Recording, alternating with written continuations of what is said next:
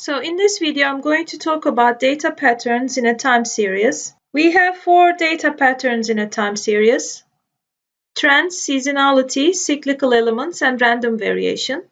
The first graph shows a positive trend in the data. The second graph shows the seasonal data.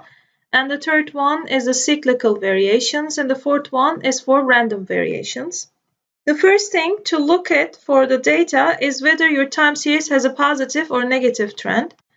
If your data could be going up like this, like in this first graph, you could kind of see that the data is going upwards in that positive linear sort of direction. So this one has a positive trend. If you have something that look a bit like this in the second graph, you can see the data is decreasing as time goes by. Then here we have a negative trend. When there is neither positive or negative trend, we are talking about a stationary data. The next thing you look for is the variation, and that's talking about peaks and troughs, so high points and low points in the data. So here is a high point at each time. It's like the top of the mountain or the peak of the mountain. And here is a low point. It's the bottom of the mountain. It's like a valley. So we are going to look at where the time series goes up and where it goes down again. And we are going to talk about 3 types of variation. The first variation is seasonal, the second one is cyclical, and the third one is random. First variation is seasonality. You can see on this graph we have got peaks happening, but they happen at the same time each year. So this is a quarterly data. Here we have got the first quarter.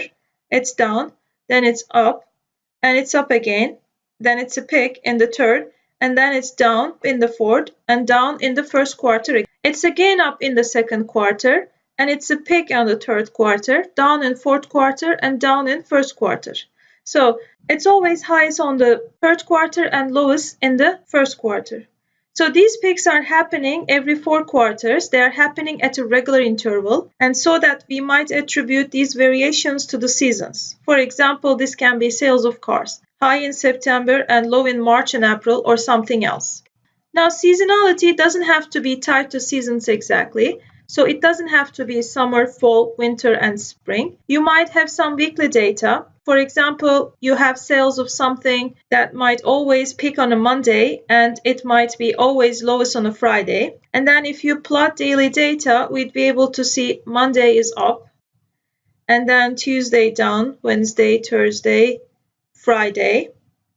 And then we got Monday, then we've got Tuesday, Wednesday, Thursday, and Friday.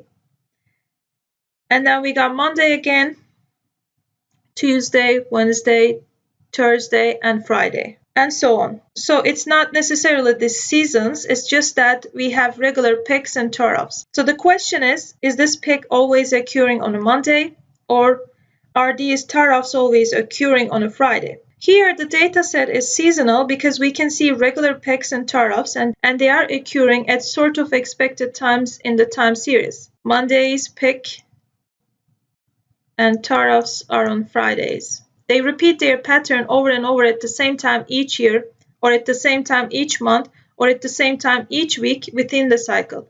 They repeat over and over with consistency. So a seasonal time series has peaks and troughs that are at predictable times. Cyclical or cyclic time series plot has peaks and troughs, but they are at unpredictable times. So this one here will still have a shape where you can see mountains and valleys, significant ups and downs, but you cannot predict when they are going to happen. They don't happen at regular time intervals, they just happen whenever. So the peak didn't happen here because it's August. You know, the trough didn't happen because it's January, or this peak didn't happen because it's February. The peaks and troughs happen for other reasons, and because of that you cannot predict according to time when they are going to happen, and the time gap between the peaks isn't the same each time. So the difference between seasonal and cyclical is the predictability of the peaks and troughs. The cyclical time series plots might look a bit like this. Here's some peaks. There's peak here, peak, and then another peak here. And peak is followed by a trough, and again peak, and then there is trough. This one here is going up, down, up, and down. So we've got peaks and troughs. We've got a mountain and valleys are going on here, but they don't happen at regular intervals. This peak happened in 1910. And then the next peak is happened around 1945 after 35 years. The third peak happened around 1970s after 25 years. So there isn't a regular gap between all of these peaks and troughs. Over here again, we have got a clear sort of shape. We have got our mountain and valley view, but the time that they are happening isn't regular. This pattern is called cyclical. What about this one? Do you think it's seasonal or cyclical? Let's have a look at where these peaks and troughs are occurring. We have got monthly data, and you see that there is 12, 24, and 36. 12, 24, and 36 are the end of the years.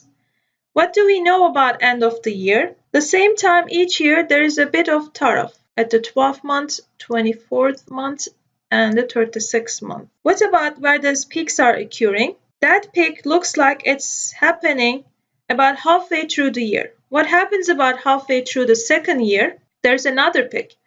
What happens halfway through the third year? There is that peak again. So this is seasonal because these peaks and troughs are happening at the same time each year. The other thing that this graph has is a sort of upward kind of trend, even though these troughs are pulling the data down. The troughs are also increasing over time. So this one has a positive trend and it's seasonal. Another way that would have been useful to work that out if you have a look at what we are actually measuring. These are swimming suit sales. It makes sense before you even look at the graph. Think about the sales of swimming suits. What would they be like? They probably have a high point right in the middle of the year when it's summer, and they probably don't sell many of them at the end of the year when it's winter. So before you even look at the time series plots, sometimes you can predict whether something might be seasonal, cyclical, or random. A random time series plot does not have any obvious peaks and troughs happening for particular reason. It looks like this.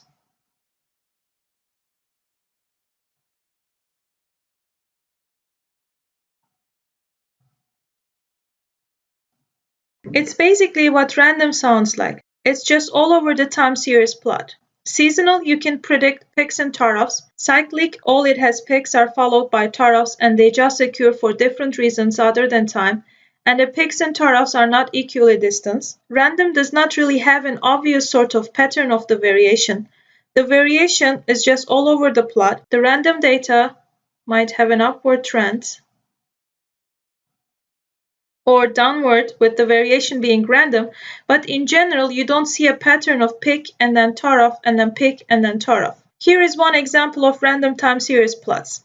This one here does not really have any significant peaks or troughs until you come here. And that doesn't repeat at any other point in this time series. So because it's kind of all wavy along here, and then there is a peak. There isn't any obvious up and down, up and down, up and down pattern. Here's another example. This one here has a peak, then another peak, but then it doesn't repeat again over here. It sort of breaks its own pattern. So this variation is random because there isn't something that's really repeating itself in any significant way. How about this one? Check the purple line. Is there any sort of pattern to it? Can we see an obvious pattern of peaks and troughs? Well, here there's a peak, and then there's trough here. But it doesn't really look like there is any sort of pattern to it. There is no reason for why things are going up and then down when we talk about the road deaths per 10,000 vehicles. You wouldn't expect to have regular peaks and troughs, but this one does have a sort of downward trend as time goes by. This is all generally decreasing. So there is no pattern to the variation, but there is a negative trend with random variation. To summarize irregular patterns in a time series, these are the fluctuations that are not part of the other three components. And since they are random, these are the most difficult to capture in a forecasting model. Here are time series plots. Have a look at and see if you can work out what the pattern or trend to these might be. So this first one here, you can see that it has got a peak and then trough, and a peak again, and then trough, and a peak again, and then trough, and then peak again. So it seems like it does have a pattern to that variation. It's doing the same thing over and over, but is not doing it at regular intervals. So that would make this one cyclic. What about this one? Here we have up, up, down, down, up, up, down, down, up, up, down, down, up, up, down. So we see peaks, and then we see Taro. It looks like the distance between each peak is about the same, and the distance between each Taro is about the same. It's repeating with a certain amount of regularity. There is predictability to this pattern, so this is seasonal. What about this one up here? It's going up, down, up, down, up, down, up, down, up, down. It's doing something over and over. It's got a pattern to it. But there isn't an even space between each one. There isn't predictability to when these ups and downs are going to happen, so this one is cyclic.